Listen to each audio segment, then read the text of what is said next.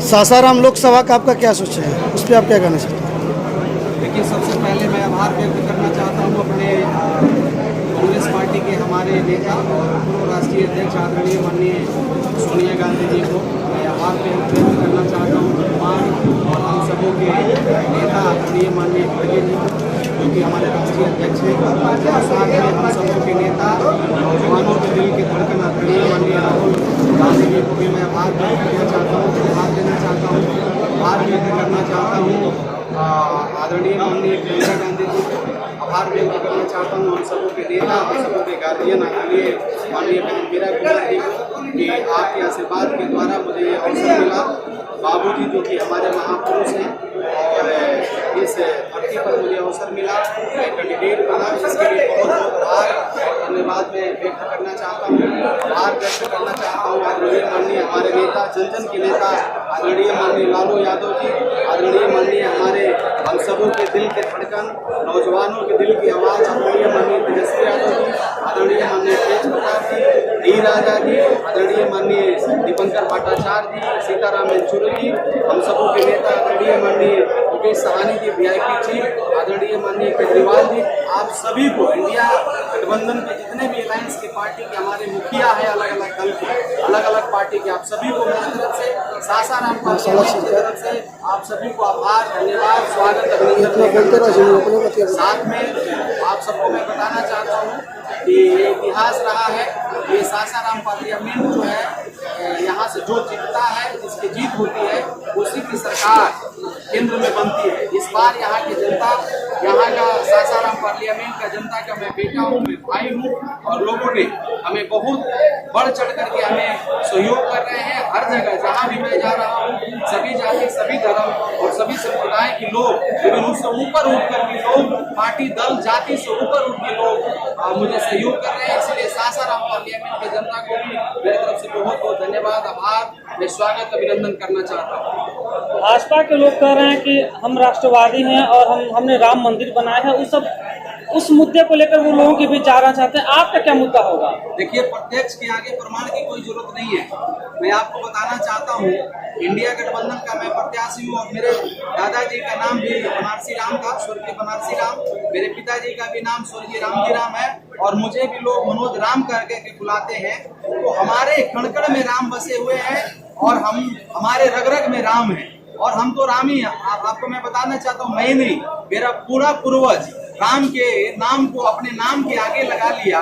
तो अब वो क्या कह रहे हैं उनके बारे में मुझे कोई लेना देना नहीं है, लेकिन मैं दावे के साथ कहना चाहता हूँ कि हम लोग भी, हमारे कण-कण में राम बसे हुए हैं, हम लोग राम के भी, हमारे पूर्वज ने अपने नामों के आगे लगाया।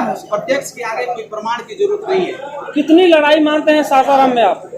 मैं आपको बताना चाहता हूँ, मैं अपनी लड़ाई लड़ रहा हूँ। कौन क्या कर रहा है उसे मुझे लेना देना नहीं है।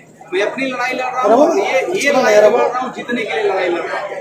पहला काम क्या होगा अगर आप सासाराम से जीतते हैं? मैं आपको बताना चाहता हूँ, पहला और प्रथम प्राथमिकता मेरा ये है, इस प्रकार से आपको मालूम होगा कि ये जो एरिया है, ये बाबू जगजीवन राम जी का एरिया है। हमारे महापुरुष रहे हैं और बाबू जगजीवन राम जी ने अपने काल में उन्होंने इंद्रपुरी बांध को बनवाया, करमचट बांध को बनवाया और उसके चलते ये एरिया जो है धान का कटोरा कहा गया। आप सबको मैं बताना चाहता हूँ, लेकिन पिछला 10 साल यहाँ की जनता उपेक्षित रह गया, वंचित रह गया विकास के मुद्दों से। तो मेरा पहला किसानों के लिए और बेरोजगारों के लिए, क्योंकि हमारे बेरोजगार भाई प्रत्येक दिन सैकड़ों हजारों के तादाद में यहाँ से जानवर जैसा लद करके लुधियाना, धनबाद, दिल्ली जाते हैं और वहाँ भी हम मार खाते हैं। तो ये बेरोजगारी, एक बड़ा जो बेरोजगार हमारे समूह, हमारे घर, हमारे भाई और बच्चे, हमारे जो बेरोजगार बड़े तादाद में हैं, ये मुद्दा होगा। दूसरा तीसरा मुद्दा होगा, आपको मालूम होगा महंगाई चरम सीमा पर है। आपको पता होगा शिक्षा का क्या हाल है, आपको ये भी मालूम है स्वास्थ्य का क्या हाल है। यदि अपने बच्चों को हमें पढ़ाना है तो हमें कोटा भेजना है, दिल्ली भेजना है, पटना भेजना है। अब सोचना ये है कि कितने % लोग एबल हैं जो अपने बच्चों को यहाँ से अलग अलग जगह में भेज सकते हैं। हो सकता है 95% एबल नहीं है अपने बच्चों को बाहर पढ़ाने के लिए, क्योंकि इतना बेतोड़ चरम सीमा पर महंगाई है कि अपने बच्चों को बाहर नहीं भेज सकते। तो ये यूनिवर्सिटी, कोई इंस्टीट्यूट नहीं आज तक इस सासाराम पार्लियामेंट में। ये सब सारा मुद्दा होगा। हम कैमूर पहाड़ी के तराई में रहते हैं, यहाँ पर बहुत माता तारा चंडी, मुंडेश्वरी, कहने का मतलब अलग अलग बहुत सारा यहाँ पवित्र स्थल है। और शेरशाह सूरी का ये धरती है। इन सारे चीजों को मेरा पहल होगा कि हम लोग पर्यटक स्थल बनाए, ताकि बहुत सारा दूर दूर से लोग आकर के यहाँ के मान सम्मान को, सासाराम पार्लियामेंट के मान सम्मान को बढ़ाने का काम करें।